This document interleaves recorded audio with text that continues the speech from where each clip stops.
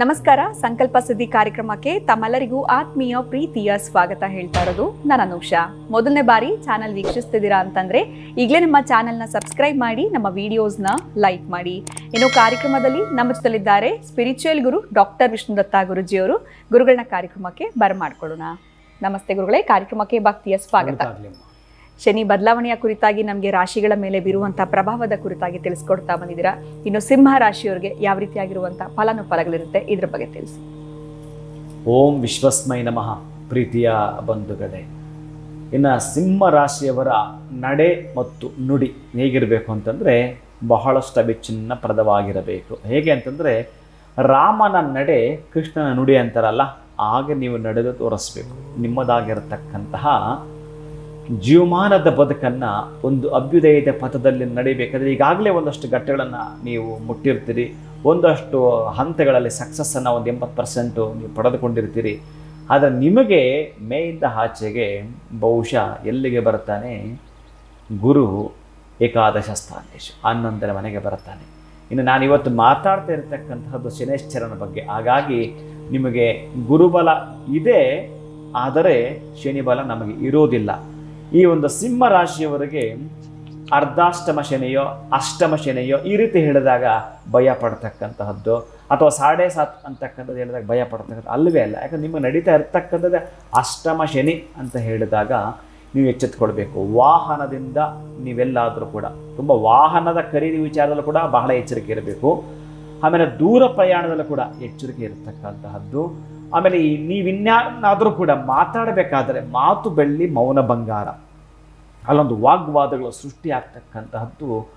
ವಾದದ ಮಧ್ಯದಲ್ಲಿ ನೀವೇನಾದರೂ ಸರಿನೇ ಒಳ್ಳೆಯ ಸ್ವಾದವನ್ನು ಕಂಡುಕೊಳ್ಳಲಿಕ್ಕೆ ಪ್ರಯತ್ನ ಪಡಬೇಕು. ಯಾಕಂತಂದರೆ ನಿಮಗೆ ಬರ್ತಾ ಇರ್ತಕ್ಕಂತಹ 8ನೇ ಮನೆ ಅಷ್ಟಮ ಸ್ಥಾನಕ್ಕೆ, ಆ ಅಷ್ಟಮ ಸ್ಥಾನವನ್ನು ನಾವು ಏನು ಕರಿತೀವಿ ಅಂತಂದರೆ ಆಯುಷ್ಯವನ್ನು ಅಳೆಯುವ ಸ್ಥಾನ ಅಂತ ಕರೆಯೋದು. ಆದರೂ ಕೂಡ ಅಲ್ಲಿಗೆ ಶನಿ ಬಂದಾಗ ಅದಕ್ಕೆ ಇನ್ನು ಕೆಲವು ನಾನೆಲ್ಲ ನೆಗೆಟಿವ್ ಮೈನಸ್ ಎಲ್ಲ ಹೇಳೋದನ್ನು ಬಿಟ್ಟು ನಿಮಗೆ ಪ್ಲಸ್ ಪಾಸಿಟಿವ್ ಆಗಿಯೇ ನಾವು ತೆಗೆದುಕೊಳ್ಳೋಣ ಅಂತಂದರೆ ಏನು ತೆಗೆದುಕೊಳ್ಬೇಕು ಅಂತಂದರೆ, ನಿಮ್ಮ ರಾಶ್ಯಾಧಿಪ ಅಂತ ಏನು ಇದ್ದಾನೋ ಆ ರಾಶ್ಯಾಧಿಪ ರವಿ ಆಗಿರುತ್ತಾನೆ.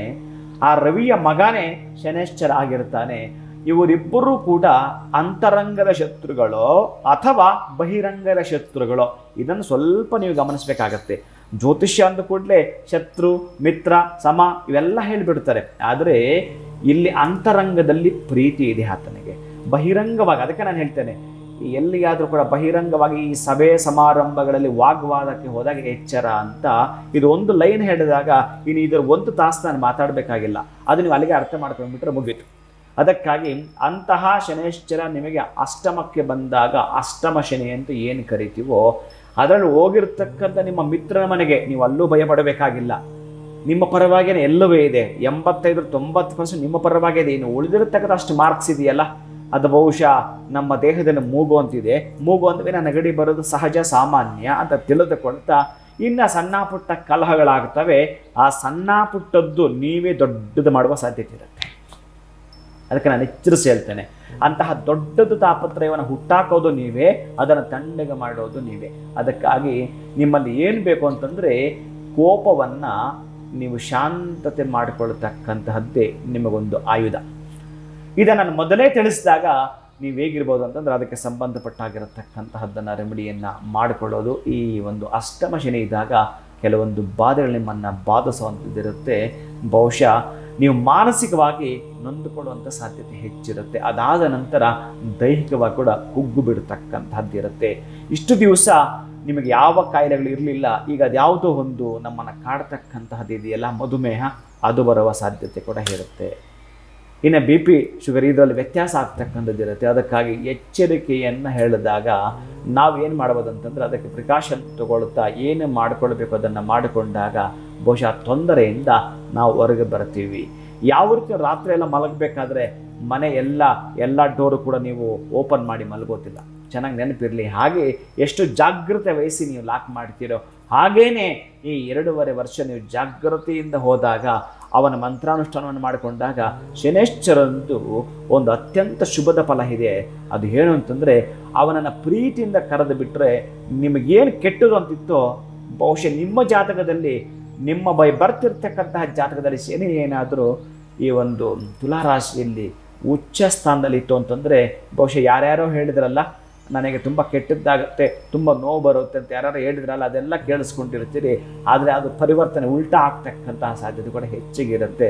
ಅದಕ್ಕೆ ಶನೈಶ್ಚರನ ಮಂತ್ರವನ್ನು ಒಟ್ಟಾರೆ ಹೆಚ್ಚಿಗೆ ಪಠಿಸ್ತಾ ಬರತಕ್ಕಂಥದ್ದು, ಸಾಧ್ಯವಾದಷ್ಟು ಎಳ್ಳೆಣ್ಣೆನ ದಾನ ಮಾಡಿಕೊಡ್ತಕ್ಕಂತಹದ್ದು.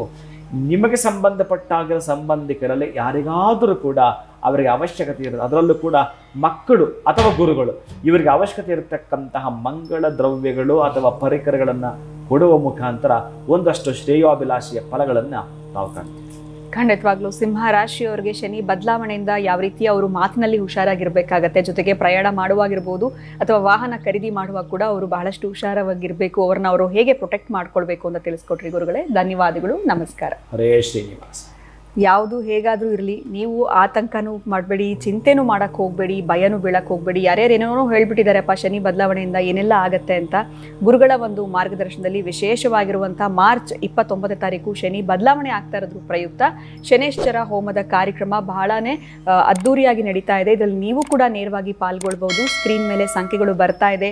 ಎಷ್ಟು ಗಂಟೆಗೆ ಬರಬೇಕು, ಹೇಗೆ ಬರಬೇಕು, ಇದೆಲ್ಲದ್ರ ಬಗ್ಗೆ ನಿಮಗೆ ಹೆಚ್ಚಿನ ಮಾಹಿತಿ ಬೇಕು ಅಂತಂದರೆ ನಂಬರ್ಸ್ಗೆ ಈಗಲೇ ಕಾಲ್ ಮಾಡಿ ಮಾಹಿತಿಯನ್ನು ಪಡೆದುಕೊಳ್ಳಿ ಅಂತ ಹೇಳ್ತಾ ಕಾರ್ಯಕ್ರಮವನ್ನು ಮುಗಿಸುವಂತಹ ಸಮಯ ಆಗಿದೆ. ನಮಸ್ಕಾರ.